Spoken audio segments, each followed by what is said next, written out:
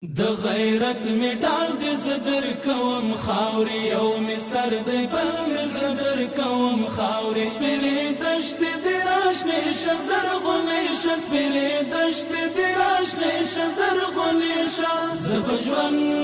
جون جون جون زبجون لکاو بدر کوم خاوري مكتبة الهادي د امام غزالي ښوونیز کمپلیکس اړوند الهادي مکتبه د دې کمپلیکس یو له هغو مهمو پروژو څخه ده چې د غزني ولایت کې ګیلان ولسوالۍ په جهانګیر سیمه کې رامنځته شوې ده. دا مکتبه د مختلفو علومو د کتابونو څخه برخمنه ده، لکه تفسیر، حدیث، اصول حدیث، فقه، اصول فقه، تاریخ، ادب، جغرافیه، ټکنالوژي، همداراز ټولنیز او اجتماعي علوم او نور د بېلابېلو علومو مختلف کتابونه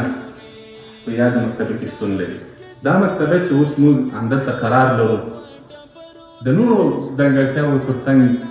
د یوې ډېرې مهمې ځانګړتیا څخه برخمنه ده، هغه دا چې د مطالعې لپاره یو ډېر ښکلی او ارام چاپېریال لري چې دې ځانګړتیا محصلین،